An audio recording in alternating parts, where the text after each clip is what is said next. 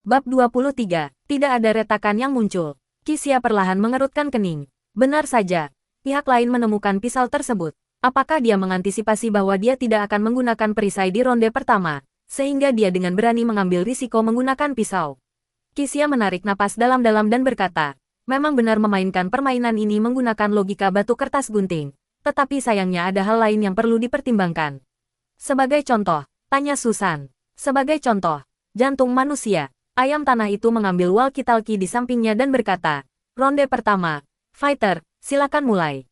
Pengeras suara berbunyi keras di ruangan dokter. Zhao dan Zichen, hitungan mundur 10 detik dimulai di samping. Mulai, mengawali. Mendengar itu, dokter, Zhao segera mundur beberapa langkah. Ah, teriak Zichen untuk mengumpulkan keberaniannya. Lalu melangkah maju dengan parang di tangannya. Dokter, Zhao mencengkeram tali itu erat-erat dengan kedua tangannya. Seluruh tubuhnya gemetar. Dia tahu bahwa dia bukanlah Wong Fei Hung dan tidak mungkin bisa menggunakan tali untuk menarik pisau dari tangan orang lain. Lawan saya lebih tinggi dan lebih berat dari saya, dan sekarang dia memiliki senjata yang lebih ampuh. Bagaimana saya bisa melawannya? Aku, Zichen gemetar sambil memegang golok. Penampilannya tidak lebih baik dari dokter. Zhao, kau tidak boleh melakukan ini, teriak dokter. Zhao, suaranya bergetar karena air mata. Kau membunuh seseorang, aku tahu, bahkan jika aku membunuhmu. Aku akan. Zichen menggertakkan giginya dan terus berjalan maju. Namun, dia sama sekali tidak sanggup melakukannya. Bayangkan Anda tiba-tiba mengunci orang biasa di dalam ruangan kaca, melemparkan pisau kepadanya, dan mengatakan kepadanya bahwa dia akan mati jika dia tidak membunuh seseorang. Berapa banyak sayatan yang dapat dilakukan oleh orang rata-rata dalam 10 detik? Jawabannya adalah, tidak mungkin memotongnya hanya dengan satu pisau. Qixia menatap kosong ke arah pria jangkung itu melalui dinding kaca. 10 detik terlalu singkat, karena bias katastrofik. Dia tidak cukup mempersiapkan diri secara mental, selalu berpikir situasinya tidak mungkin seburuk itu. Mereka tidak menyadari bahwa Susan telah merencanakan semuanya. Dia telah mengatasi periode bias bencana dan menyusun strategi yang sempurna, siap untuk melepaskan semua gerakan andalannya di awal permainan dalam upaya untuk memenangkannya dalam satu kali serangan. Terjadi keretakan dalam pola pikir kolaboratif pihak lain, atau mungkin, kecerdasan mereka berada pada tingkatan yang berbeda. Memainkan kartu pisau sebagai kartu pertama adalah strategi terbaik dalam pertarungan kecerdasan. Kartu ini akan membatasi waktu reaksi lawan. Jika kedua karakter virtual di ruangan kaca itu tidak berpikir, Qixia pasti sudah kalah. Sayangnya, sifat manusia itu kompleks. 10 detik berlalu dalam sekejap mata, dan waktu aksi pun berakhir. Dalam 10 detik itu, bocah bernama Zichen tidak melakukan semakin sulit. Penyesalan Zichen sedikit mengurangi kebingungannya. Jika Susan masih bisa memberikan serangan tajam di ronde ini, lawan mungkin akan melakukan gerakan balasan. Hal itu tidak akan membunuh dokter Zhao, tetapi cukup untuk melukainya. Prioritas utama Qixia saat ini adalah menggunakan semua tali yang dimilikinya. Jika tidak, dia akan berada dalam posisi pasif. Silakan ambil kartu, kata ayam bumi. Susan tidak berbasa-basi dan mengambil kartu baru tanpa mengucapkan sepatah kata pun. Qixia kemudian mengambil kartunya sendiri setelahnya. Batu, merepotkan. Qixia merasa sedikit kesal, tetapi tetap menyimpan batu itu. Sekalipun dokter Zhao menggunakan pisau untuk melawan tali Zichen, dia mungkin tidak akan mampu membunuhnya, apalagi mengingat Qixia belum pernah menyentuh pisau sama sekali. Kau bilang namamu Qixia, kan? Tanya Susan. Ya, mengapa Anda hanya menggunakan tali? Qixia mengangkat alisnya dan berkata, bukankah kita baru saja sepakat untuk seri? Jadi aku hanya bisa memainkan kartu yang tidak memiliki kekuatan menyerang. Susan terdiam sejenak, lalu bertanya, dan kali ini, apakah kau masih tali itu? Ya, kata Qixia, aku masih tali. Setelah Qixia selesai berbicara, dia membalik sebuah kartu menghadap ke bawah. Susan, kartu ini melambangkan niatku untuk bekerja sama. Ya, Susan terdiam sejenak, lalu meletakkan sebuah kartu setelah berpikir sebentar. Dokter Zhao dan Zichen kembali menatap keduanya dengan gugup, wondering apa yang mereka rencanakan. Silakan buka kartunya, kata ayam itu sambil menggesturing dengan tangannya. Keduanya kembali memperlihatkan kartu mereka. Kartu Qixia masih tali, tetapi kartu Susan adalah batu. Dokter Zhao masih agak jauh dari meja dan tidak tahu apa yang terjadi pada Qixia, tetapi dia segera kembali ke jendela dan menunggu perlengkapan yang dibutuhkannya. Ketika dokter Zhao melihat tali rami tua dilemparkan lagi, dia sangat marah sehingga dia menggertakkan giginya dan menghentakkan kakinya. Qixia, apakah kau benar-benar ingin aku mati? Dia mengambil tali dan berbalik lagi, hanya untuk mendapati bahwa orang lain itu memegang batu bata. Sialan dokter Zhao segera mundur ke pojok, menatap orang lain itu dengan ekspresi ngeri. Kedua pihak memasuki kebuntuan yang canggung, sampai waktu berlalu begitu cepat. Zichen tahu bahwa dia tidak bisa mengecewakan Susan kali ini, jadi dia menggertakkan giginya, menghentakkan kakinya, berlari beberapa langkah ke depan, lalu melemparkan batu bata ke arah dokter. Zhao dengan gerakan seperti pelempar bisbol. Dokter, Zhao meringkuk di sudut ruangan, menutupi kepalanya dengan kedua tangan dan menekuk satu kakinya untuk melindungi organ vitalnya. Saat dia menjerit ketakutan, batu bata itu mengenai pahanya. Rasanya sangat sakit, tetapi tidak dianggap sebagai cedera. Dokter, Zhao mengeluarkan ratapan, dan batu bata itu jatuh ke tanah. Waktu habis, para pejuang. Harap hentikan semua pergerakan dan lemparkan barang-barang kalian melalui jendela. Zichen baru saja mengumpulkan keberaniannya, tetapi setelah mendengar kata-kata itu, dia tampak tiba-tiba kehilangan ketenangannya. Dia menundukkan kepalanya dengan agak canggung ke arah dokter Zhao, lalu berjalan menghampirinya dan membungkuk untuk mengambil batu bata dari tanah. Pada saat itu, ekspresi dokter Zhao berubah. Harus terus maju dengan sekuat tenaga, karena upaya kedua akan lebih lemah, dan upaya ketiga akan melelahkan. Dokter Zhao menggosok pahanya yang sakit, menekannya beberapa kali, dan memeriksanya. Ia menemukan bahwa tulangnya tidak cedera, paling-paling hanya memar. Jadi ia merasa lega dan menatap orang di depannya dengan wajah penuh kekesalan. "Pak, apa kau benar-benar akan melakukannya?" tanya dokter Zhao. "Kakak, maafkan aku, tapi aku tidak bisa mati. Dan aku tidak bisa membiarkan Susan mati." "Kau, dokter." Zhao menggertakkan giginya, bergumam sesuatu pelan. Namun di luar ruangan kaca itu terdapat pemandangan yang sama sekali berbeda. Qixia dan Susan duduk diam di tempat, saling memandang, masing-masing dengan niat membunuh yang tersembunyi di mata mereka. "Aku telah memberikan hatiku 2 kali, dan yang kudapatkan hanyalah pisau dan batu," kata Qixia. "Aku sangat kecewa, tulus. Benarkah begitu?" Susan mengusap dagunya dan berkata, "Coba tebak, Qixia, mungkinkah ada kemungkinan lain?" Qixia mengangkat alisnya. "Aku siap mendengarkan. Mungkinkah Anda memiliki banyak kartu tali di 5 kartu awal Anda, sehingga Anda terpaksa memainkan kartu tali selama 2 giliran berturut-turut?" Mendengar itu, pupil mata Qixia sedikit menyempit. "Karena kau terpaksa memainkan tali, kau membuat rencana dan mengusulkan kerjasama denganku. Jika aku setuju, kau bisa dengan mudah menghabiskan talimu dan kemudian mencari kesempatan untuk membunuhku. Jika aku tidak setuju, kau bisa menggunakan alasan ketulusan untuk memengaruhi langkahku selanjutnya." Susan mengangkat matanya yang berbinar menatap Qixia dan bertanya, "Aku ingin tahu apakah tebakanku agak terburu-buru dan membuatmu merasa canggung?"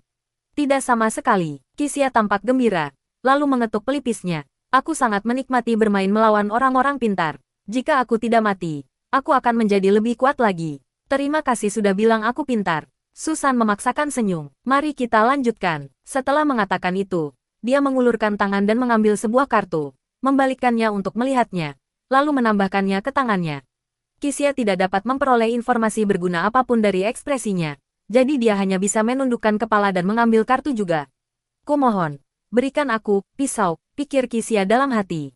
Dia perlahan mengambil kartu itu dan memeriksanya. Alisnya sedikit berkedut. "Pisau."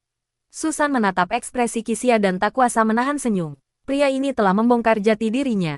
Qixia menenangkan dirinya, perlahan meletakkan kartu itu ke tangannya, dan menatapnya lama sekali. "Sekarang setelah kita mendapatkan pisau itu, langkah selanjutnya membutuhkan perancangan ulang taktik secara menyeluruh." Qixia perlahan mengangkat kepalanya dan bertanya, "Susan, aku bertanya sekali lagi, dengan sangat serius, apakah kau benar-benar tidak akan bekerja sama denganku?" "Tidak ada kerja sama," kata Susan. "Aturan tidak pernah menyatakan bahwa 2 tim dapat bekerja sama, dan lagi pula, aku tidak bisa sepenuhnya mempercayaimu. Kalau begitu, sebaiknya kau jangan menyesalinya." Qixia mengeluarkan sebuah kartu dan membantingnya keras ke meja. Siapa tahu siapa yang akan menyesalinya." Tanpa ragu, Susan mengambil sebuah kartu dan meletakkannya menghadap ke bawah di atas meja. "Aku sudah menentukan pilihan."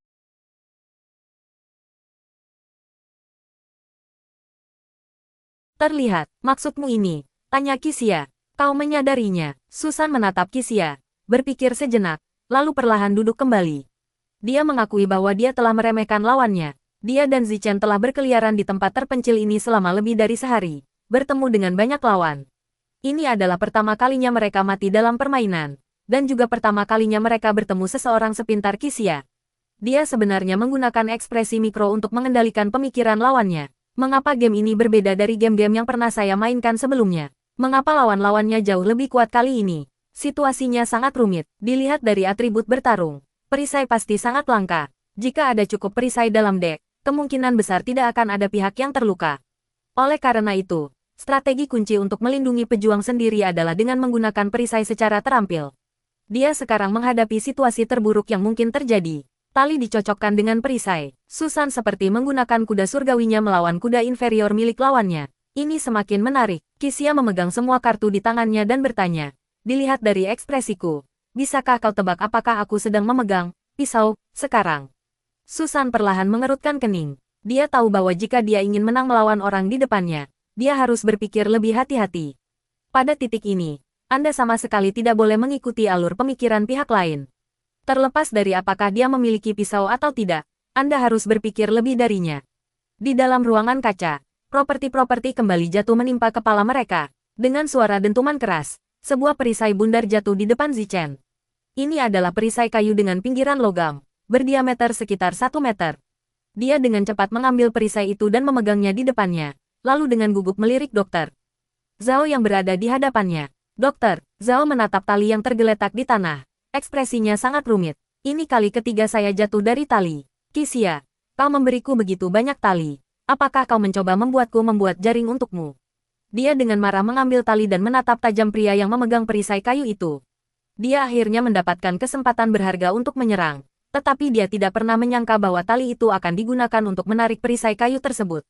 Semakin dia memikirkannya, semakin dia menjadi marah. Dan dia menoleh untuk melihat Kisia di luar ruangan kaca. Kamu benar-benar sial, nak. Kisia berdiri di luar ruangan kaca, mengangkat bahu tak berdaya ke arah dokter Zhao, lalu menggerakkan bibirnya dan berbisik, tampar dia, tampar dia. Dokter Zhao baru saja terkena lemparan batu bata di pahanya dan sekarang sangat marah karena tidak tahu harus melampiaskan amarahnya di mana. Dia melihat pria di hadapannya menggunakan perisai besi besar untuk menghalangi jalannya, bersembunyi di sana seperti kura-kura di dalam tempurungnya, dan semakin lama dia memandanginya, semakin marah dia. Sialan. Baiklah. Kalau begitu aku akan merokok. Dia melangkah maju beberapa langkah, mengayunkan tali di tangannya, memutarnya beberapa kali di udara, lalu mencambuknya dengan keras ke perisai kayu lawannya. Sayangnya, Dokter Zhao belum pernah mengalami mencambuk seseorang dengan tali selama 30 tahun hidupnya. Meskipun ayunan itu menciptakan hembusan angin yang cukup kencang, sudutnya sangat melenceng. Dokter Zhao meraih salah satu ujung tali dan mengayunkannya dari atas. Setelah bagian tengah tali menyentuh perisai, sudut ujung tali tiba-tiba berubah, dan tanpa alasan yang jelas mengenai kepala orang lain. Zichen langsung meraung, dan perisai di tangannya jatuh ke tanah. Dokter Zhao menatap orang lain itu dengan tak percaya. Dia jelas-jelas mendengar suara wajah orang lain. Kisia berbalik dan perlahan menatap Susan, hanya untuk mendapati gadis itu tertegun. Seberapa besar kemungkinan mengenai orang di balik perisai alih-alih orang yang ingin Anda pukul dengan tali? Sungguh suatu kebetulan bahwa hanya ada dua prasyarat untuk memicu efek ini. Pertama, orang yang memegang perisai tetap diam sepenuhnya. Kedua sisi tersebut berjarak cukup jauh. Ini adalah situasi yang hanya bisa terjadi ketika dua orang pengecut berkumpul bersama. Susan mengerutkan keningnya dalam-dalam saat ini. Orang yang memegang tali melukai orang yang memegang perisai. Bukankah ini seperti menggunakan kuda surgawi dalam pertempuran tetapi kalah dari kuda yang lebih rendah? Zichen menutup matanya dan perlahan mengangkat kepalanya. Ekspresinya sudah agak histeris. Dia perlahan menurunkan tangannya, dan Dokter Zhao memperhatikan bahwa seluruh bola mata kirinya telah berubah menjadi merah, seolah-olah ada pendarahan internal. Mengapa? Dokter Zhao terkejut, dan bertanya-tanya apakah tali itu baru saja mengenai matanya. Kau, Zichen menunjuk ke arah Dokter Zhao, kau akan membunuhku. Tidak, saya tidak. Dokter Zhao buru-buru melambaikan tangannya, lalu melangkah maju beberapa langkah dan dengan hati-hati memeriksa mata pria itu. Kawan, sepertinya Anda mengalami pecah bola mata ringan. Anda perlu menutup mata dan segera beristirahat. Jika tidak lukanya bisa memburuk, dan Anda mungkin kehilangan mata Anda. Omong kosong teriak Zichen, menyela Dokter Zhao, kau tunggu saja di bawah arahan ayam tanah. Keduanya kembali membuang properti-properti tersebut. Kisia tersenyum, merasa pemandangan saat ini cukup lucu. Niat awalnya hanya agar Dokter Zhao menyulitkan pihak lain, tetapi malah ia langsung melukai mata pihak lain, yang belum tentu merupakan hal buruk. Tanpa campur tangan eksternal, jangkrik di dalam toples kemungkinan besar tidak akan saling membunuh. Namun, taktik yang telah dirancang Kisia sebelumnya telah gagal, dan lawan sekarang akan seperti anjing gila. membuat taktik biasa menjadi tidak berguna. Silakan ambil kartu, kata ayam bumi. Mendengar itu, Susan mengulurkan tangan dan mengambil sebuah kartu, dan Kisia pun mengikutinya. Aku mengambilnya di tanganku dan melihatnya. Ini adalah sebuah tongkat. Tangan Kisia sekarang praktis sempurna. Pisau, tongkat, batu, perisai. Kelima kartu ini dapat digunakan baik untuk menyerang maupun bertahan.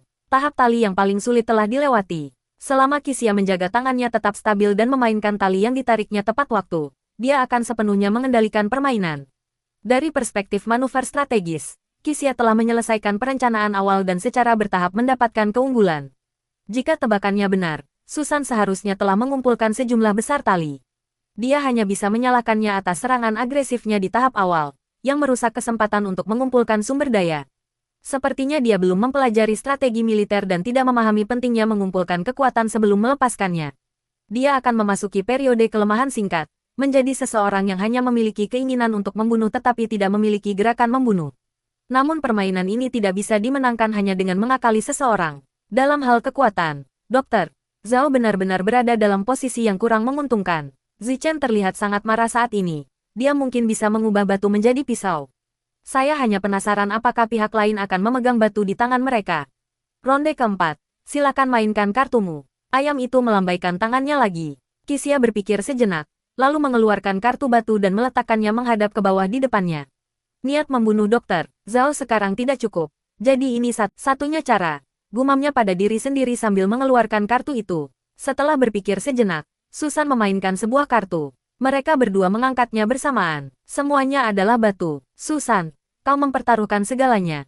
Dan itu akan membuatmu terbunuh, kata Kisia. Saat merumuskan taktik, sebaiknya kau mengamati pertempuran dari sudut pandang musuh. Benarkah? Susan menjawab dengan acuh tak acuh. Apakah kau mengajariku cara menggunakan strategi? Di dalam ruangan kaca, dengan suara yang nyaring, sebuah batu bata jatuh menimpa kepala mereka berdua secara bersamaan. Ini adalah pertama kalinya Dr. Zhao melihat sesuatu yang bisa digunakan untuk membela diri. Jadi dia segera maju dan mengambil batu bata itu. Namun begitu ia mendongak, ia melihat sesuatu berayun ke arahnya. Secara naluriah ia mengulurkan tangan untuk menangkisnya, hanya untuk merasakan dirinya dihantam oleh kekuatan yang dahsyat. Ia terhuyung mundur beberapa langkah dan jatuh ke tanah. Mata Zichen merah padam saat dia menindih Dr. Zhao dan menghantamkan batu bata ke tubuhnya. Dr. Zhao dengan cepat menjatuhkan batu bata yang dipegangnya dan mengulurkan tangan untuk melindungi kepalanya. Serangan pria jangkung itu mengenai lengannya secara sembarangan. Dia belum pernah dipukul seperti ini sebelumnya dan merasa seolah-olah lengannya patah. Ah, teriak Dr. Zhao panik. Pembunuhan, pembunuhan. Zichen menghantam benda itu berulang kali seolah-olah dia orang gila. Sampai jeritan Dr. Zhao berubah menjadi ratapan. Baru kemudian suara ayam jantan itu perlahan terdengar waktu habis. Tolong berhenti. Mendengar itu, Zichen sedikit terkejut. Baru kemudian ia tersadar dan melihat pria di bawahnya. Pria itu telah dipukuli begitu parah hingga mengerang kesakitan. Meskipun ia menggunakan lengannya untuk melindungi kepalanya, darah mengalir dari mulut dan hidungnya. Kau, Zichen ingin mengatakan sesuatu, tetapi menelannya kembali. Perlahan berdiri, mengambil kembali batu bata di tangannya dan membuangnya. Kisia menghela napas pasrah, persis seperti yang dia duga. Jika kartu yang sama dimainkan, Dr. Zhao pasti akan kalah. Saat ia sedang berpikir, ayam tanah itu perlahan mengambil walkie-talkie dan berkata dengan nada dingin, "Tolong buang alat peraga itu segera." Kisia terkejut dan segera menoleh. Dr. Zhao tergeletak di tanah, berguling-guling dan mengerang, seolah-olah kesakitan di sekujur tubuhnya. Batu bata miliknya juga tergeletak di sana tanpa tersentuh. Hei, Kisia perlahan berdiri, berjalan ke dinding kaca, dan menepuknya. Dr. Zhao, apakah Anda baik-baik saja? Anda harus segera membuang properti-properti ini. Aku sudah selesai. Suara Dr. Zhao yang teredam terdengar dari dalam ruangan kaca. Kau telah mempermainkanku selama ini. Aku akan mati jika kau terus memukulku. Aku tidak mempermainkanmu, kata Kisia. Jika kau menyerah sekarang, kita berdua benar-benar akan mati. Dia tahu bahwa bagian tersulit dari permainan ini adalah bahwa perencana dan pejuang hampir tidak memiliki komunikasi, dan kedua pihak hanya dapat bekerja sama berdasarkan taktik independen mereka sendiri. Jika kedua belah pihak tidak sepakat, tidak ada peluang untuk bertahan hidup. Tolong jauhi kaca itu, perencana, kata ayam tanah itu dingin. Dr. Zhao, panggil Kisia dingin. Silakan berdiri dulu. Kalau begitu, berjanjilah padaku. Berikan pisau itu padaku di ronde berikutnya, kata dokter. Zhao sambil berbaring di tanah. Aku akan membunuhnya. Jadi berikan pisau itu padaku. Setelah mendengar itu, Qixia sedikit meremas kartu di tangannya. Dia memang memiliki kartu pisau. Tetapi itu adalah itu. Aku akan membunuh kita berdua di ronde berikutnya, teriak dokter. Zhao sambil berbaring di tanah, mengamuk. Jauhkan diri dari kaca itu segera. Perencana, teriak ayam tanah itu dengan suara melengking. Mata Qixia tiba-tiba meredup. Memang bukan ide yang bagus untuk bekerja sama dengan seseorang seperti dokter. Zhao, dia tidak mempercayainya. Atau mungkin, memikirkan hal itu. Qixia terdiam sejenak lalu berkata, baik, dokter. Zhao, saya mengerti. Anda boleh bangun sekarang. Setelah mendengar itu, dokter, Zhao perlahan berdiri, mengambil batu bata dari tanah, dan berjalan menuju jendela di belakangnya sambil mengumpat. Ekspresi kesakitan di wajahnya lenyap sepenuhnya setelah dia berbalik, dan ekspresinya langsung berubah dingin, menatap Qixia dengan tatapan penuh arti. Nak, apakah kau mengerti? Pikir dokter. Zhao dalam hati, melihat ekspresi dokter. Zhao, Qixia tersenyum dan berkata, aku sudah menduganya, dokter. Zhao menjatuhkan batu bata itu, dan Qixia duduk kembali di meja persegi. Babak kelima akan segera dimulai. Silakan ambil kartu, kata ayam bumi sambil memberi isyarat. Susan, yang selalu dengan antusias mengambil kartu, tidak terburu-buru bertindak kali ini.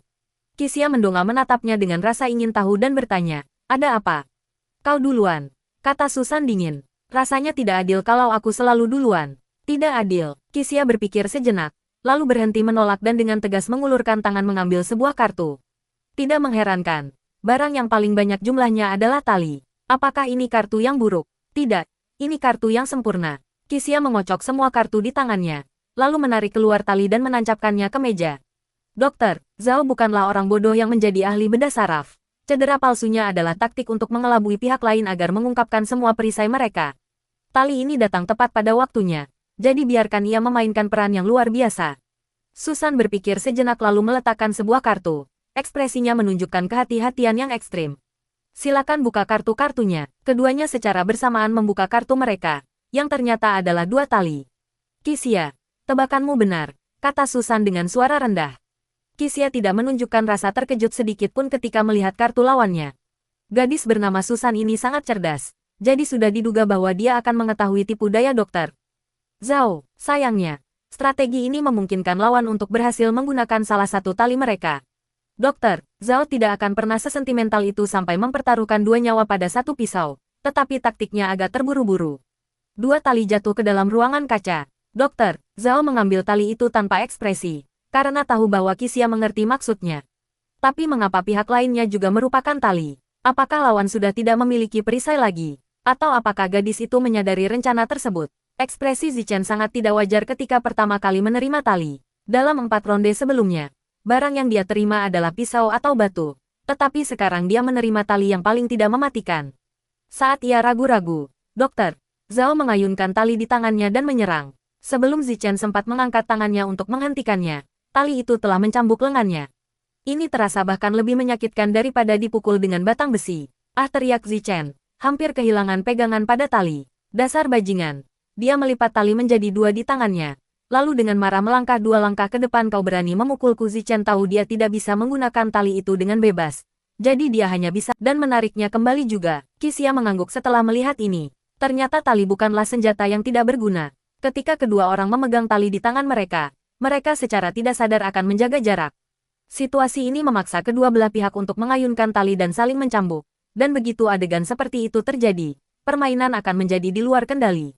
Begitu, Qixia mengangguk, sambil berpikir dalam hati bahwa orang yang mendesain game ini sangat cerdas. Tali mungkin tampak seperti senjata bagi para pengecut, tetapi tali dapat menimbulkan rasa sakit yang tak terbayangkan pada targetnya.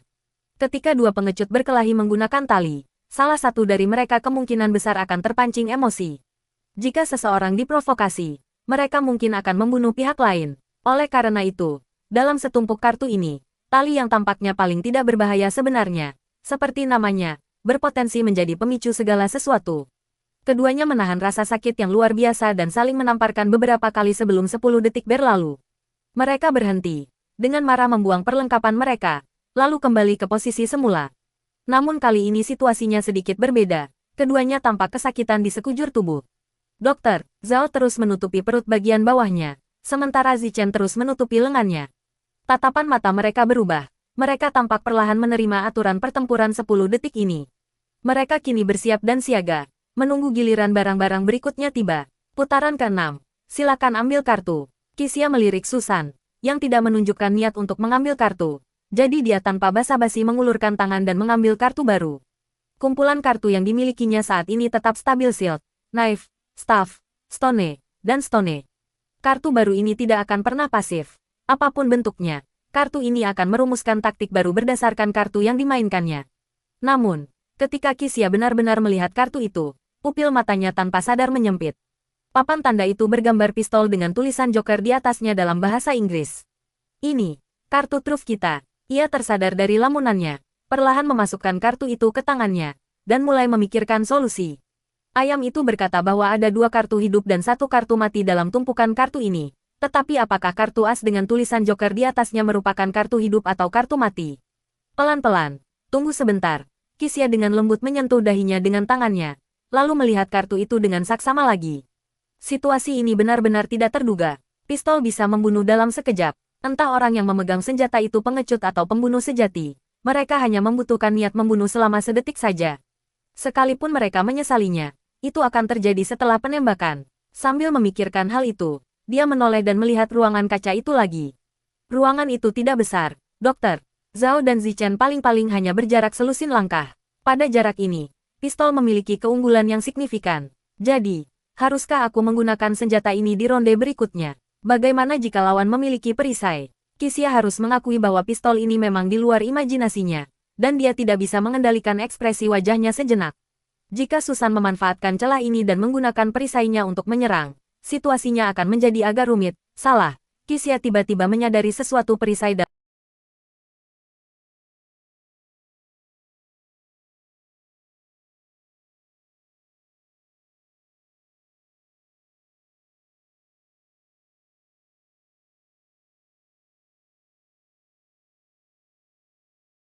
menembus kayu.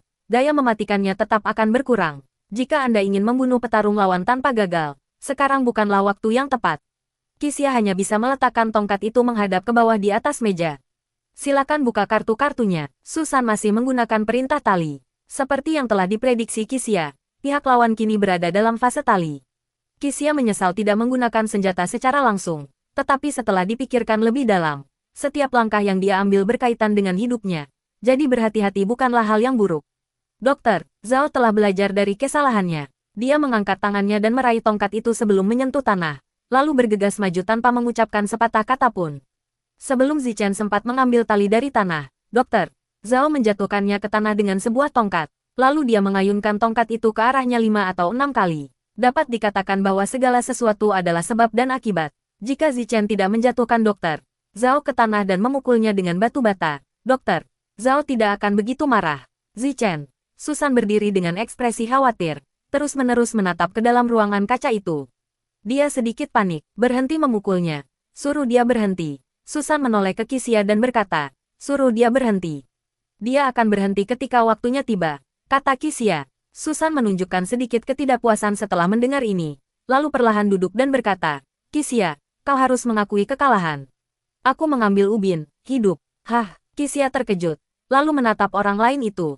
Apa kau pikir aku akan mempercayaimu? Percaya atau tidak, saya mendapatkan kartu hidup di ronde kedua. Tetapi saya mencari cara untuk mendapatkan yang terbaik dari kedua dunia. Jadi saya tidak memainkannya secara gegabah, kata Susan. Saya bahkan berpikir saya bisa menyelamatkan semua orang.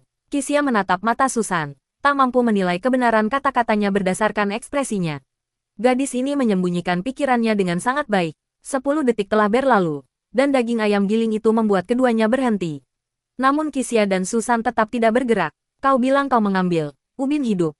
Jadi katakan padaku apa yang diwakili oleh ubin hidup itu, tanya Kisia. Setelah mendengar itu, Susan perlahan mengulurkan ibu jari dan jari telunjuknya, membentuk seperti pistol. Ini langsung hancur dalam satu serangan, katanya. Tidak ada alat peraga yang bisa menghentikannya. Kisia terdiam sejenak setelah mendengar itu, dan mulai mempertimbangkan semuanya lagi dalam pikirannya. Pernyataan ini masih bisa saja salah. Jika itu berita palsu, situasinya bahkan lebih tidak optimis. Karena gadis di depannya sangat pintar, dia benar-benar menebak isi kartu hidup berdasarkan deduksinya sendiri. Jadi, jika kau mengakui kekalahan sekarang, Kita tidak perlu bertarung. Dan mungkin kau tidak perlu mati, kata Susan. Qixia tahu bahwa betapapun pintarnya gadis itu, pengalamannya masih terbatas. Dan dia bahkan tidak tahu bahwa tempat terkutuk ini memiliki aturan tersendiri. Karena para peserta mempertaruhkan nyawa mereka sendiri untuk berpartisipasi dalam permainan tingkat bumi, mereka tidak punya pilihan selain bersiap untuk mati. Kalah dalam permainan berarti kematian, dan melarikan diri di tengah jalan juga berarti kematian. Aku tidak akan menyerah, kata Qixia. Aku di sini untuk memainkan permainan adu nyali ini agar bisa mengalahkan lawanku dan menang. Kalian semua sudah gila. Susan kehilangan kendali atas emosinya. Jika kita saling membunuh dalam permainan ini, bagaimana mungkin ada yang bisa keluar? Jika kita para peserta bertarung sampai akhir, akankah ada yang benar-benar ke tempat terkutuk ini 2 kali? Ani, lebih tepatnya, ini adalah kali ketiga. Dia sudah lama kehilangan semua kebingungannya. Sekarang aku hanya ingin mengikuti aturan tempat ini dan berharap suatu hari nanti aku bisa keluar hidup-hidup dan menemukan Yunyanan. Berhenti bicara. Susan, mari kita lanjutkan. Qixia diam-diam mengambil kartu baru. Setelah lama terdiam, Susan pun mengambil sebuah kartu. Kedua pria itu melihat kartu mereka dan mengerutkan kening secara bersamaan. Susan benar-benar menyentuh pistol itu. Qixia mendapatkan kartu mati. Apakah ini keberuntungan atau kesialan? Qixia menarik kartu hidup dan mati dalam 2 putaran. Kartu kematian menggambarkan jam alarm. Kata-kata kartu mati tertulis dengan jelas di atas jam alarm. Di bawah kartu tersebut terdapat sebaris teks yang sangat kecil. Saat kartu ini dimainkan, 2 kartu lainnya di tanganmu harus dibuang. Dan kedua pemain dipaksa untuk beristirahat selama 5 menit. Perencana kemudian dapat bertemu dengan petarung. Apa? Qixia mengerutkan kening dan membaca bagian itu lagi. Meskipun dia mengerti arti kalimat tersebut, dia tidak bisa memahami arti dari kartu mati ini. Untuk memainkan kartu ini sendiri, saya sebenarnya harus membuang 2 kartu tambahan. Dengan kata lain, setelah memainkan kartu ini, kartu di tangan Anda akan tetap berjumlah 3 selamanya hingga akhir permainan. Siapa yang akan mengurangi jumlah kartu di tangannya menjadi 3 kartu dalam lingkungan yang berbahaya seperti itu? Selain itu, kartu tersebut dengan jelas menyatakan bahwa membuang 2 kartu mengakibatkan kedua belah pihak dipaksa untuk beristirahat. Lawan akan memiliki kesempatan untuk mendiskusikan taktik dengan petarung tanpa mengalami kerugian apapun. Memainkan kartu ini akan meningkatkan peluang Anda untuk mati. Apakah ini yang dimaksud dengan kartu mati? Qixia mendongak menatap Susan. Dia juga sedikit mengerutkan kening. Qixia berpikir dalam hati. Hanya ada 1, kartu kematian. Jadi mengapa ekspresinya berubah? Ini hanya bisa berarti satu hal, dia benar-benar menggambar ubin hidup. Dia menyadari bahwa kartu aktif itu sebenarnya adalah pistol. Dan sekarang dia mulai ragu-ragu. Pertandingan selanjutnya kemungkinan besar akan mempertemukan pemain baru melawan pemain baru. Jika tebakan Qixia benar, permainan mungkin akan berakhir dalam 3 putaran. Ini tidak baik. Qixia melihat kartu hidupnya lagi. Jika baik dia maupun lawannya memainkan kartu aktif pada saat yang bersamaan, berapa probabilitas dokter? Zhao selamat, tunggu. Sebuah pistol, sebuah pikiran tiba-tiba terus terngiang di benak Qixia. Sesaat kemudian, dia mendongak dan merasa seolah-olah beberapa pikirannya telah terbuka. Untuk memenangkan permainan ini, bukan soal memiliki kartu hidup. Susan kemudian mengeluarkan sebuah kartu dan meletakkannya menghadap ke bawah di atas meja, sambil berkata, "Mari kita mulai. Saya sudah menentukan pilihan saya." Qixia berpikir sejenak, ekspresinya menjadi muram, lalu dia mengeluarkan 3 kartu sekaligus. Kartu mati dan 2 batu. Untuk menang, kamu harus memainkan kartu matimu. Kunci untuk memenangkan permainan ini adalah kartu mati. Perencana harus memberitahu petarung isi dari kartu pertandingan. 3 kartu. Susan sedikit terkejut ketika melihat Qixia memainkan 3 kartu sekaligus. Karena aturannya tidak pernah menyebutkan bahwa memainkan 3 kartu sekarang istirahat. Ayam itu melambaikan tangannya. Dan pintu ruangan kaca terbuka. Qixia segera berdiri. Berjalan ke ruangan kaca. Dan menarik dokter Zhao ke sudut ruangan. Apa yang terjadi? Qixia, dokter. Zhao masih tampak sangat gelisah. Mengapa masih ada waktu istirahat? Dokter, Zhao, jika Anda punya trik jitu, gunakan sekarang selagi bisa. Qixia melihat sekeliling dan berkata dengan tenang, jika Anda tidak menggunakannya sekarang, Anda tidak akan pernah punya kesempatan lain. Aku, dokter, Zhao menggertakkan giginya dengan canggung. Qixia, aku tidak akan menyembunyikannya lagi darimu. Aku memang punya beberapa cara, tapi aku tidak bisa menggunakannya sekarang. Apa yang Anda butuhkan? Saya butuh dokter. Zhao perlahan menundukkan kepalanya. Saya butuh seorang wanita. Sialan. Seharusnya aku tidak bertanya padamu. Qixia mengumpat pelan. Baiklah. Singkat cerita, ada beberapa hal yang ingin kukatakan padamu. Ini satu-satunya kesempatan kita untuk berkomunikasi. Apalagi yang perlu dibicarakan? Tanya dokter. Zhao, kau sudah menyentuh pisau itu, bukan? Berikan padaku, dan aku akan membunuhnya. Kau tidak bisa membunuhnya, kata Qixia. Kecuali kau menggorok lehernya. Luka tusukan pisau biasa tidak akan membunuhnya seketika. Satu sayatan di tenggorokan. Dokter, Zhao adalah seorang dokter, jadi dia tentu tahu apa maksudnya. Jika Anda hanya menebas lawan dengan pisau, mereka tidak akan mati sampai akhir permainan. Aturan kemenangannya adalah salah satu petarung berhenti memiliki denyut nadi. Inilah kematian dalam arti sebenarnya. Saat menghadapi seorang pria tinggi yang membela diri dengan sekuat tenaga dan ingin bertahan hidup, membunuhnya bukanlah hal yang mudah dicapai. Jadi, apa ide Anda? Tanya dokter. Zhao, 3 ronde berikutnya sangat penting, kata Qixia. Dokter Zhao, sekarang saya memiliki pistol, pisau, dan perisai. Zichen, apa kabar? Susan menatap anak laki-laki di depannya dengan ekspresi khawatir. Aku baik-baik saja. Zichen tersenyum kecut. Susan, berkat kau yang selalu memberiku senjata yang lebih unggul dari musuh, aku baik-baik saja untuk saat ini. Susan memperhatikan bahwa mata orang lain itu tampak menakutkan. Ada retakan yang terlihat di bagian putih mata kirinya. Zichen, kamu terlihat tidak sehat. Bukan apa-apa. Zichen berkedip, merasa seperti ada pasir di matanya. Susan, apakah ada item ampuh lainnya yang akan muncul? Susan mengangguk. Aku cukup beruntung. Saat ini aku punya pistol, pisau, batu, dan 2 tali. Sebuah pistol. Zichen terdiam sejenak, lalu bertanya, jadi, apakah Anda punya taktik? Susan berpikir sejenak dan berkata, orang yang kuajak bertaruh itu sangat cerdas, dan aku tidak yakin apakah aku bisa mengalahkannya. Tidak apa-apa, Susan, aku percaya padamu. Zichen mengangguk, lakukan saja apa yang menurutmu benar. Sekalipun kau kalah, aku tidak akan mengeluh. Tapi jika kita kalah, kita akan mati, kata Susan dengan ekspresi kecewa. Jika kau tidak membawaku keluar ruangan, aku pasti sudah mati, kata Zichen. Apapun taktik mereka, berikan pisau itu padaku. Bahkan jika dia punya pistol, aku yakin aku bisa membunuhnya. Mata Susan berkedip sejenak, lalu dia mengangguk dan berkata, saya mengerti. 5 menit berlalu begitu cepat, dan bahkan ketika waktu habis, Qixia masih menjelaskan sesuatu kepada dokter. Zhao, wajah dokter. Zhao, hal itu. Dokter, Zhao segera mundur beberapa langkah dan mulai berlari panik mengelilingi ruangan. Zichen tidak menyangka bahwa pria yang beberapa menit sebelumnya begitu agresif tiba-tiba akan berbalik dan lari. Jadi dia tidak punya pilihan selain mengambil tongkat dan mengejarnya. 10 detik terlalu singkat, meskipun Zichen berhasil mengejar dokter Zhao, dia menghindari kedua ayunan tongkat dokter Zhao dan tidak melukainya sedikit pun. Kau benar-benar kabur. Zichen menatap dokter Zhao dengan marah dan melemparkan tongkat itu ke jendela di belakangnya. Apa? Tanya dokter Zhao sambil terengah-engah. Jika itu Anda, bukankah Anda akan lari? Aku akan membunuhmu di ronde berikutnya, kata Zichen dingin. Masih belum pasti siapa yang akan meninggal, balas dokter Zhao. Tak mau kalah. Ayam itu kembali mengulurkan tangannya, memberi isyarat putaran ke-7. Silakan ambil kartu.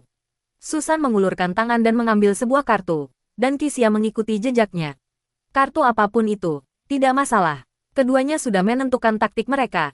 Qixia meletakkan pistol di atas meja, sementara Susan meletakkan pisau di atasnya. Tidak satu pun dari mereka menyembunyikan apapun dan hanya menunjukkan kartu-kartu itu dalam posisi terbuka. Susan, aku adalah pistol, dan kau adalah pisau, kata Qixia. Susan mengangguk dan berkata, Qixia, apakah kamu pernah menembak senjata tembakan? Apakah kamu tahu jenis pistol apa yang akan jatuh setelah kartu kita dimainkan? Lanjut Susan. Dan bagaimana cara mengisi peluru pistol ini dan bagaimana cara melucuti senjatanya? Qixia sedikit mengerutkan kening tetapi tidak menjawab. Aku yakin rekan timmu tidak akan mampu menarik pelatuk dalam 10 detik. Bahkan jika dia berhasil menembak, dia tidak akan langsung membunuh Zichen, kata Susan, berpura-pura tenang. 10 detik terlalu singkat. Setelah mengatakan itu, dia mengeluarkan pistol lain dan menunjukkannya kepada Qixia. Selama Zichen masih hidup, saya akan membiarkan dia mendapatkan pistol di ronde kedua. Saat itulah pemenang sebenarnya akan ditentukan. Qixia menatap mata Susan lama sebelum berkata, aku sangat berharap kau tidak mati di sini.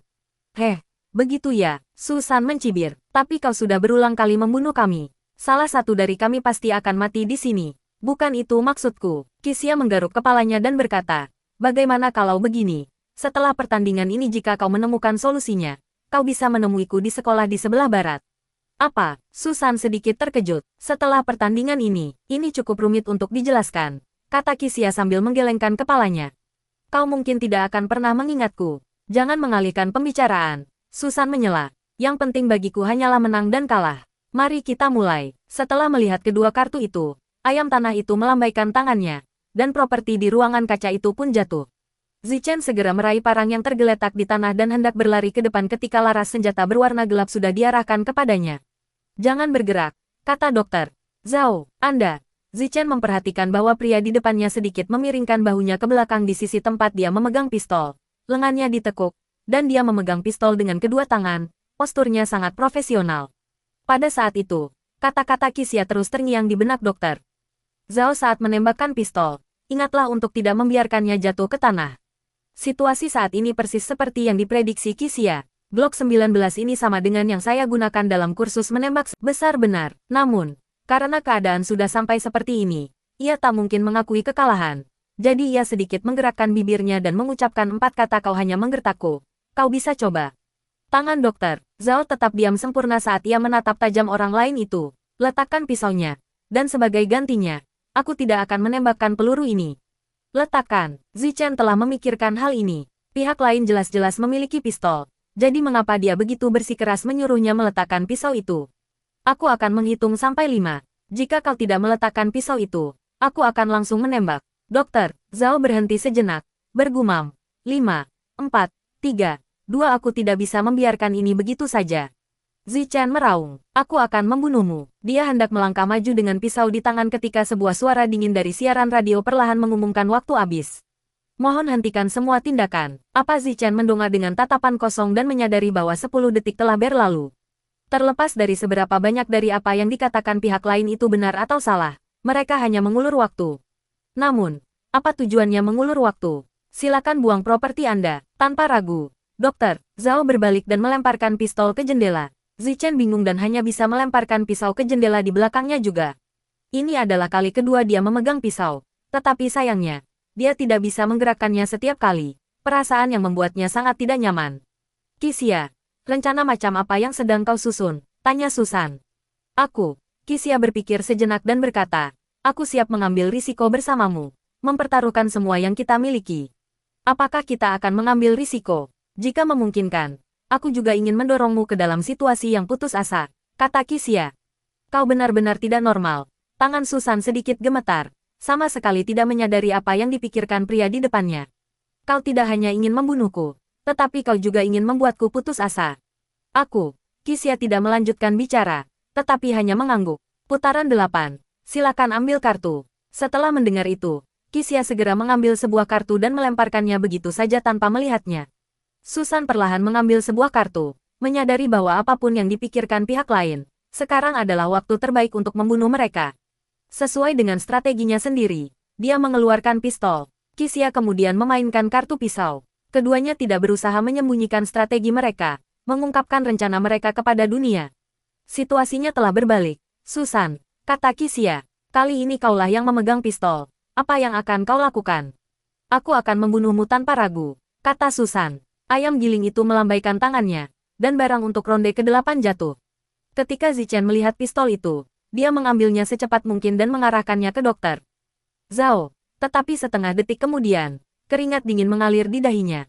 Senjata di tanganku, terlalu ringan. Dokter, Zhao dengan tenang mengambil pisau, mendongak, dan berkata, permisi.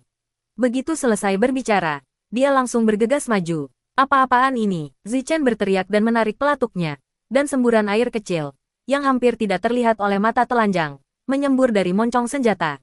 Mata Susan melebar perlahan, dia sama sekali tidak memikirkan pertanyaan ini.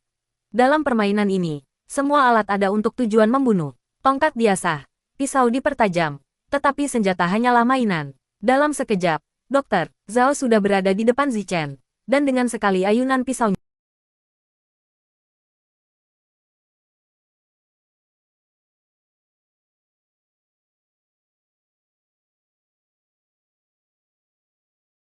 melakukan apapun lagi. Sebaliknya, ia perlahan mundur beberapa langkah dengan ekspresi serius, menunggu selama 10 detik, lalu melemparkan golok itu ke jendela di belakangnya. Zichen menggertakkan giginya, berdiri, dan, meskipun kesakitan luar biasa, melemparkan pistol di tangannya. Jadi kalian sudah tahu sejak awal bahwa pistol itu mainan. Gumam Zichen pada dirinya sendiri. Itulah mengapa kalian harus menangkap pistol itu sebelum jatuh ke tanah. Kalau tidak, aku pasti sudah tahu itu terbuat dari plastik. Kau mungkin tidak tahu betapa menakutkannya. Dalang, kita ini. Dokter. Zhao menghela napas pelan. Dia menyuruhku menggunakan pistol air untuk berhasil mencabut pisaumu. Pada saat itu, Susan juga menyadari keseriusan situasi tersebut. Senjata mentah yang tampaknya paling ampuh ternyata hanyalah sepotong plastik yang tidak berguna. Daya hancurnya bahkan lebih rendah daripada seutas tali. Ayam jantan ini sebenarnya memberiku secercah harapan dalam permainan kartu ini. Susan perlahan mengangkat kepalanya, merasa seperti telah ditipu. Dia mempermainkanku.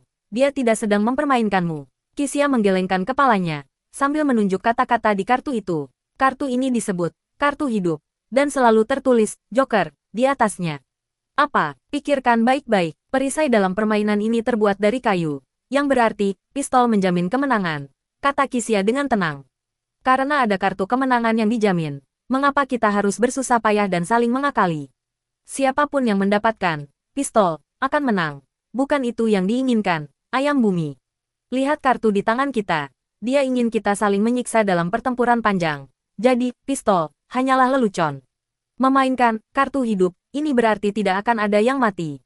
Susan terdiam sejenak, merasa bahwa dia tidak bisa tenang. Ya, kamu akan mengerti jika kamu memikirkannya dengan saksama. Mengapa Life ditulis sebagai Joker sedangkan Death ditulis sebagai Death? Dia mengambil kartu yang baru saja diambilnya dan melihatnya. Tali, tali, tali, semua tali. Selain sebuah batu. Semua yang dipegang Susan hanyalah tali. Apakah masih ada harapan untuk meraih kemenangan? Melihat ini, Kisia membalik kartu yang tadi menghadap ke bawah dan melihatnya.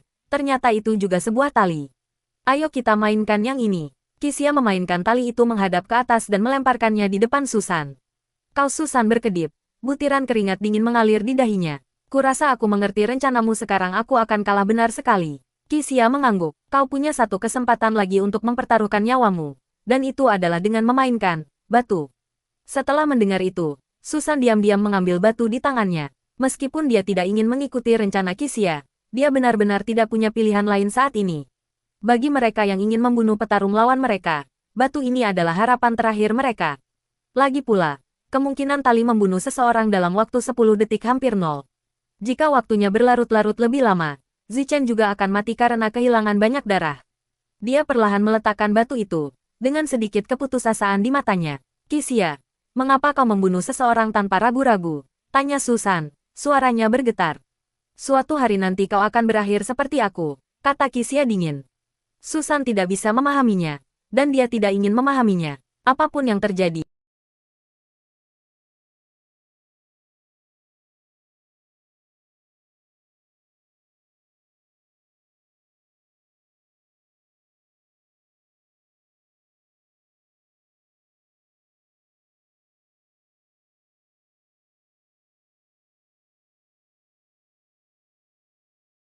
Zhao mengangkat tangannya tinggi-tinggi dan meraih tali sebelum menyentuh tanah.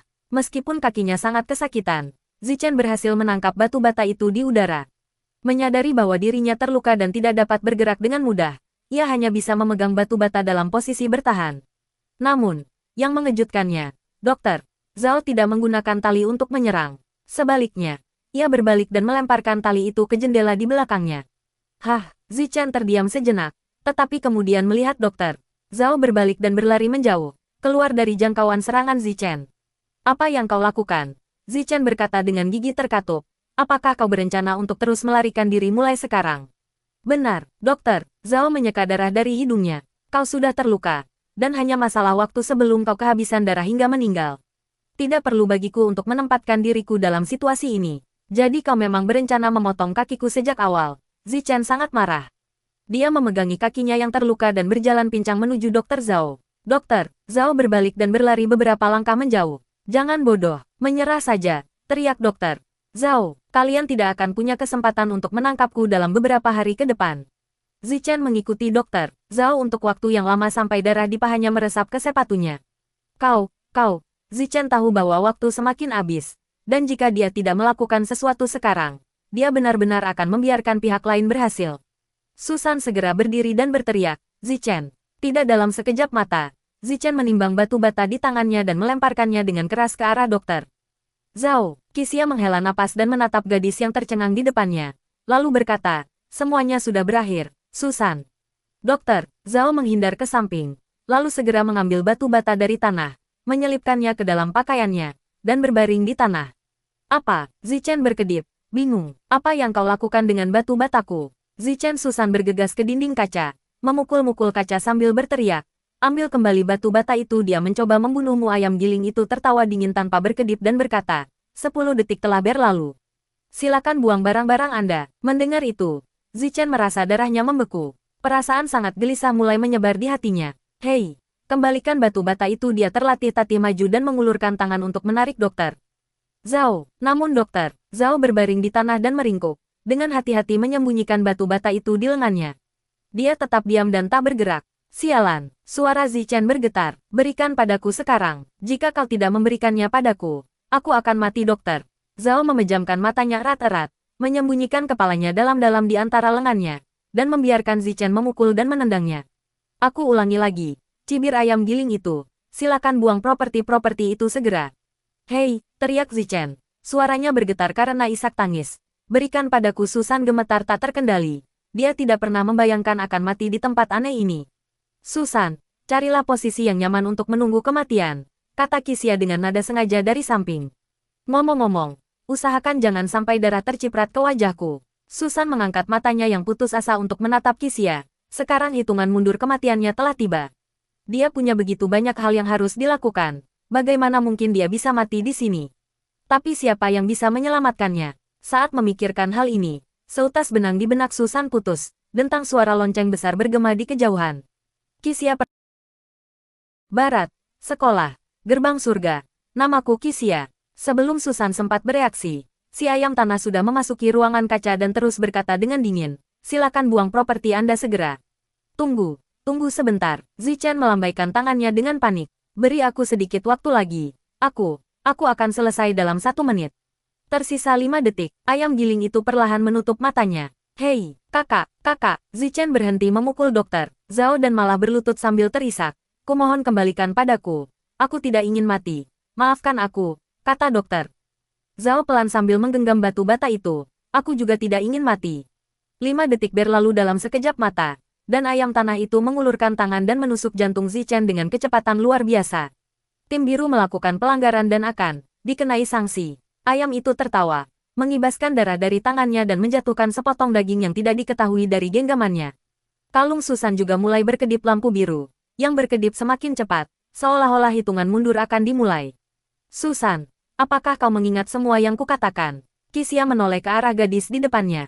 Susan menatap mata Qixia selama beberapa detik, seolah-olah dia tiba-tiba memahami sesuatu. Jadi begitulah adanya, di sebelah barat kota, sekolah itu, gerbang surga, kata Susan. Qixia, aku ingat. Sampai jumpa lain waktu, kata Qixia. Sampai jumpa lain kali, kata Susan sambil tersenyum kecut. Chu Tianqiu sedang sarapan di ruangan yang remang-remang ketika tiba-tiba ia mendengar ketukan pelan di pintu. Apa? Tanyanya. Dia punya pertanyaan. Dia ingin bertanya padamu, kata suara dari luar pintu. Coba tebak. Chu Tianqiu perlahan mengusap dagunya. Mungkinkah kau ingin bertanya sudah berapa lama aku berada di sini? Benar, sosok samar di luar pintu itu mengangguk. Ini sungguh menarik. Chu Tianqiu memperlihatkan senyum penuh arti. Qixia, ini baru benar. Ini semua salahku. Suara di luar pintu terdengar ragu-ragu. Aku tidak menyangka Qixia akan mengetahui penyamaranku. Itu bukan urusanmu. Chu Tianqiu menggelengkan kepalanya. Meskipun kau bisa merahasiakannya dari orang lain, kau tidak bisa merahasiakannya dari Qixia. Dia akan mengetahuinya cepat atau lambat. Hanya saja lebih cepat dari yang kuduga. Jadi bagaimana kita menjawab pertanyaan ini? Tanya seseorang di luar pintu dengan ragu-ragu. Dia bilang kalau kalian menjawab salah, kalian akan tersingkir sepenuhnya. Begitukah? Chu Tianqiu mengangguk sedikit, berjalan ke meja dan duduk, di mana terdapat sebuah buku catatan. Buku catatan itu dipenuhi dengan banyak kata yang tidak dapat dipahami. Ada banyak emosi seperti marah, putus asa, takut, keengganan, kerinduan, kesombongan, kesedihan, dan penyesalan, yang memenuhi seluruh halaman. Tetapi anehnya, banyak kata yang telah dicoret. Apakah Qixia belum juga menjawab? Tanya Chu Tianqiu. Tidak. Terdengar suara dari luar pintu. Wajah Chu Tianqiu menjadi gelap, dan dia mengambil pena untuk mencoret kata penyesalan. Buku catatan itu sekarang hanya berisi kata kesedihan. Dia menutup pena, dengan lembut mengetuk kata kesedihan dengan jarinya, dan berkata, aku mungkin telah menemukan jawabannya. Begitukah? Sosok misterius di luar pintu merenung. Tapi bagaimana jika penyesalan yang kita berikan kepada Kisia tidak cukup? Oh, Chu Tianqiu berpikir sejenak. Maksudmu, dia sama sekali tidak peduli dengan nyawa rekan-rekan setimnya. Aku tidak bisa mengatakan apa-apa. Jawab seseorang dari luar pintu. Aku tidak bisa menyimpulkan apapun dari ekspresinya. Menarik, Chu Tianqiu mengangguk. Dengan kata tim, suara di luar pintu terdengar ragu-ragu. Tianqiu, kita juga kehilangan 2 rekan tim. Apakah orang bernama Kisia itu benar-benar penting? Apakah dia bahkan lebih penting daripada Jin Yuansun? Chu Tianqiu tidak menjawab pertanyaan itu. Setelah hening sejenak, dia bertanya lagi, apakah Ringo sudah bergabung dengan Paradise Gate? Ya, ini benar-benar pemandangan yang hanya terjadi sekali dalam seabad. Chu Tianqiu mengetuk meja. Aku akan menemuinya, tapi dia seorang Yakuza. Suara di luar pintu terdengar sedikit panik. Tidak banyak lagi. Master, terhebat dengan pengalaman sedalam dia yang tersisa. Chu Tianqiu perlahan berdiri. Dia berbeda dari orang-orang gila yang baru muncul itu. Setelah keheningan yang cukup lama di luar pintu, seseorang berkata, saya mengerti. Chu Tianqiu tersenyum tipis. Apakah mulutmu, yang terluka oleh Kisia, masih sakit? Tidak ada jawaban dari luar pintu. Setelah beberapa saat, orang itu perlahan bertanya, bagaimana tepatnya Anda akan menjawab pertanyaan Kisia? Itu tidak sulit, katakan saja padanya. Aku tidak pernah pergi. Qiao Jiajin sedang memegang tas kain, dan dia berada dalam suasana hati yang sangat baik. Psikolog dan penulis, kalian berdua juga cukup pintar. Dia membuka kantong kain itu dan menghitung koin-koinnya. Kali ini, permainan manusia anjing itu benar-benar memberinya 6 tau. Saya tidak yakin apakah 6 tau dao cukup untuk membeli anggur. Ringo sedikit mengerutkan kening, meraih tas kain itu, dan tanpa sengaja menyentuh jari Qiao Jiajin. Qiao Jiajin tidak memperhatikannya. Saat melihat tas kain itu dibawa pergi, dia memasukkan tangannya ke dalam saku. Ringo menghela napas pelan dan bertanya, Qiao Jiajin, apa yang sedang kau pikirkan? Apa yang kupikirkan? Qiao Jiajin berkedip, mengapa kau bertanya begitu terus terang? Dia ingin menggunakan tao untuk membeli anggur, tetapi sayangnya dia tidak bisa mengatakannya secara langsung. Lin Qing merasakan bahwa Qiao Jiajin bertingkah aneh. Sama seperti Kisia, dia sama sekali tidak menunjukkan respons apapun cara dia disentuh. Ringo merasa bahwa untuk sepenuhnya melepaskan kemampuan Qiao Jiajin, dia harus melepaskan semua gemanya. Tetapi itu akan memicu lonceng, sehingga membuat segalanya menjadi sedikit rumit. Apakah kau menekan perasaanmu yang sebenarnya? Tanya Ringo. Hah, Qiao Jiajin terkejut. Mengapa aku harus menekan perasaanku? Meskipun Kenibi membantahnya secara langsung, Ringo tetap menemukan sesuatu yang tidak beres. Dia merasa bahwa Kenibi bukanlah Kenibi yang sebenarnya. Atau lebih tepatnya, dia tidak menjadi dirinya sendiri. Kenny Qiao, pikirkan siapa dirimu, kata Ringo. Jangan menekan pikiran batinmu, diriku sendiri. Mata Qiao Jiajin perlahan berubah dingin. Siapakah kamu? Adakah keinginan yang belum kamu penuhi sebelum datang ke sini? Saya seolah-olah dentingan lonceng samar terdengar di telinga Qiao Jiajin. Tanpa basa-basi, rasa kenangan sangatlah pahit. Aku memang selalu seperti ini. Qiao Jiajin menyela pikirannya, tersenyum, lalu berbalik dan berkata, psikolog, aku tidak punya uang untuk membuat janji temu dengan Anda, jadi Anda tidak perlu menemuiku. Ia dengan malas meregangkan lengannya lalu berjalan lurus ke depan. Bukan hal buruk jika Ringo tahu bahwa sulit untuk memicu gema Kenibi. Ini menunjukkan bahwa gema pengaruhnya sangat kuat. Ringo menoleh dan menatap Han Yimo dengan tak berdaya, bergumam pada dirinya berbunyi, dan mereka bertiga segera mengubah arah. Namun tepat saat mereka sampai di layar tampilan raksasa, dentingan lonceng yang memekakkan telinga itu kembali terdengar. Gema itu telah berakhir, hanya kata sendirian yang tersisa di layar. Aku mendengar gema, membawa bencana. Apakah itu gema dari seseorang yang sedang sekarat? Gumam Ringo pada dirinya sendiri. Bibirnya sedikit bergerak. Qiao Jiajin menatap layar sejenak, lalu bertanya, gema, siapa ini? Bencana, ini, mengapa selalu ada? Ya Ringo melirik Han Yimo dan melihat bahwa dia tidak bereaksi, hanya bisa berkata dengan sedih, aku juga tidak tahu. Ketiga orang itu menunggu di depan layar untuk beberapa saat, tetapi tidak menemukan apapun. Tepat ketika mereka hendak pergi, beberapa baris teks tiba-tiba muncul di layar seolah-olah sedang diperbarui. Setelah itu terdengar dentingan lonceng yang sangat besar dan terus-menerus, yang membuat ketiga orang yang berdiri di depan lonceng raksasa itu begitu bising sehingga mereka hampir tidak bisa berdiri.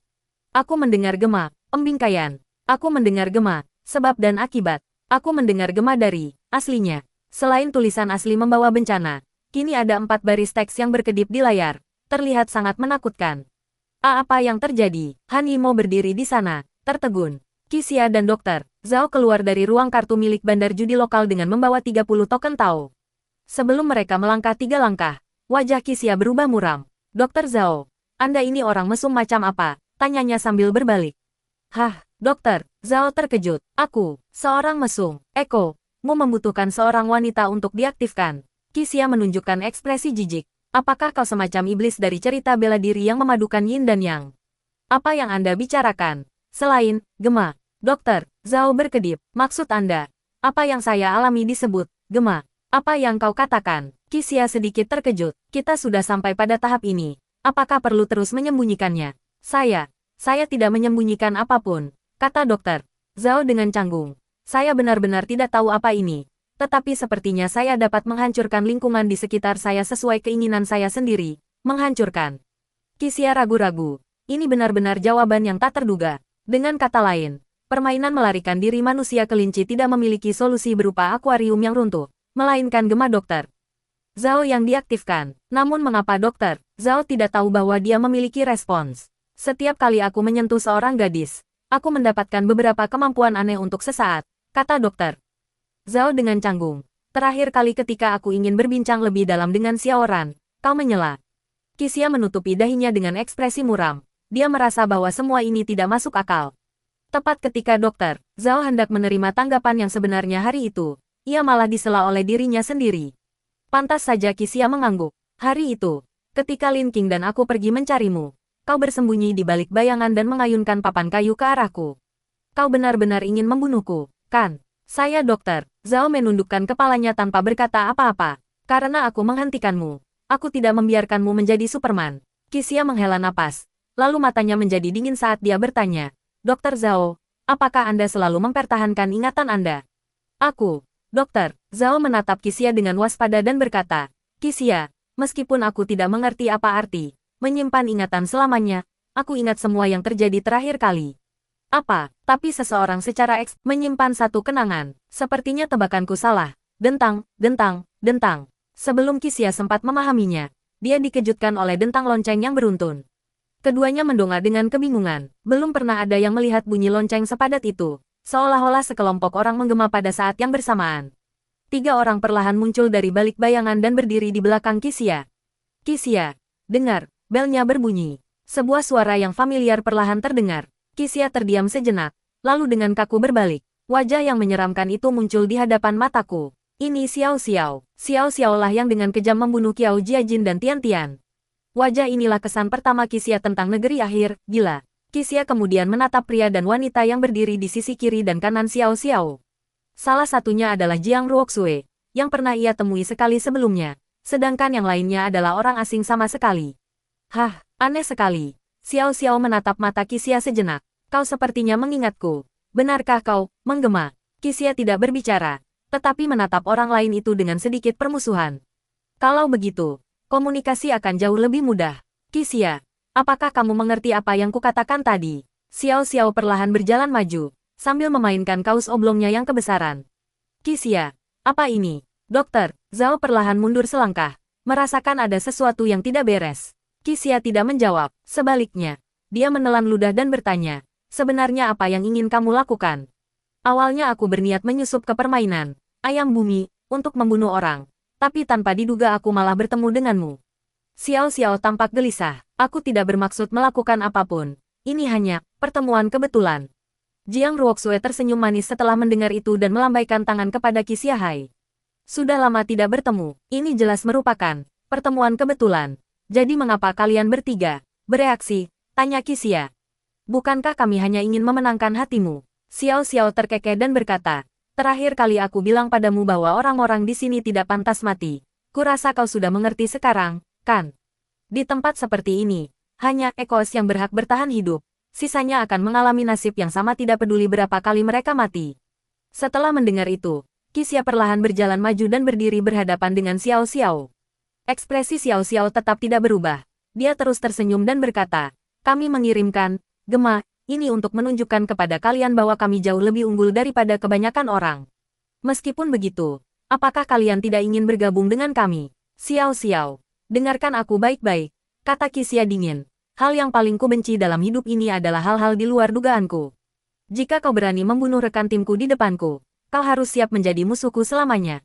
Oh, Xiao Xiao terdiam. Senyumnya memudar. Apakah menurutmu aku terlalu sopan padamu, sehingga kau memanfaatkan kebaikanku? Sikapku terhadapmu selalu sama, kata Qixia. Jika kau punya masalah, datang saja padaku. Berapa kalipun kau membunuhku, aku tidak akan berkompromi. Kau pikir aku tidak akan berani? Suasana tiba-tiba menjadi tegang, dan semua orang berdiri diam dalam kebuntuan. Sementara Dokter Zhao terus menghitung rute pelarian. Apa-apaan ini? Pemuda asing yang berdiri di belakang Xiao Xiao tiba-tiba angkat bicara, memecah keheningan. Xiao Jiang, apa semua ini? Hei!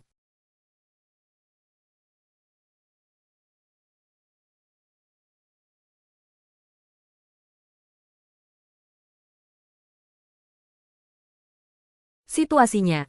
Jangan bicara. Apakah aku perlu tahu situasinya? Pemuda itu segera melangkah maju, berdiri di antara Xiao Xiao dan Qixia. Dia tampak agak tidak senang. Kau sudah membunuh rekan satu tim seseorang. Situasi apa yang kau bicarakan? Apa kau tidak tahu cara mengendalikan diri? Matahari tua. Aku bahkan tertipu oleh Xiao Jiang untuk mengaktifkan Echo. Dan sekarang bagaimana? Ini yang kau lakukan. Pemuda bernama Lao Sun merasa seperti telah dipermainkan. Kau bercanda, apakah aku di sini untuk menemani kalian berdua sementara kalian berdiri di jalan? Suasana menjadi agak canggung untuk sesaat.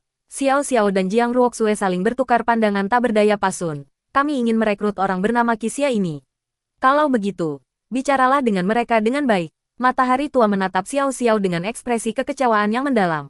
Mengapa kau membunuh seseorang? Aku sudah berbicara dengannya dengan baik-baik. Xiao Xiao menggelengkan kepalanya dengan santai. Aku bilang, orang-orang ini tidak pantas mati, tapi dia tidak percaya padaku. Apa yang kau katakan membuatku tidak nyaman. Old Sun berbalik, menatap Qixia, dan berkata, hei, jangan dengarkan omong kosongnya.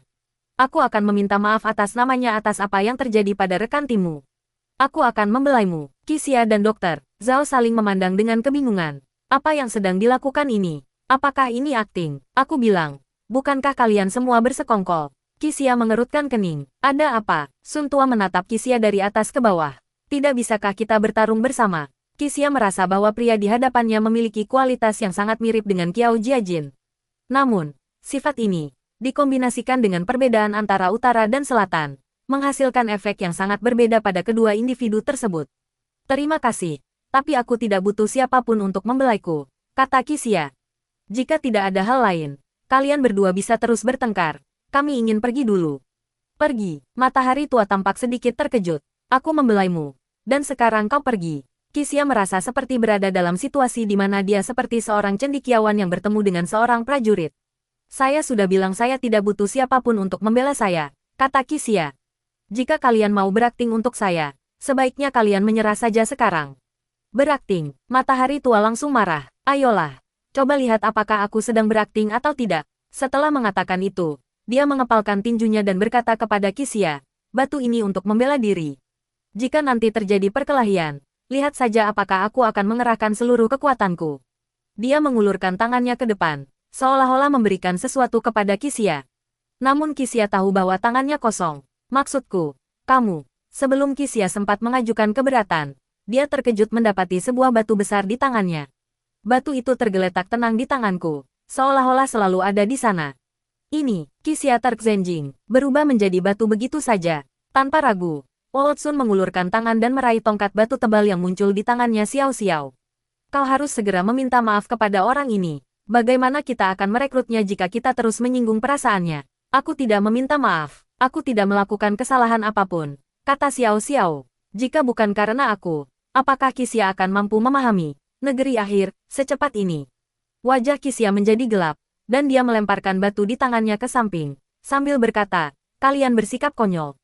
Saya tegaskan lagi, saya tidak akan bergabung dengan kalian. Bahkan jika kalian berdua saling membunuh di sini karena saya tidak akan pernah bergabung dengan kalian. Hei, hei, hei, sobat, Old Sun berbalik dan meraih lengan Qixia.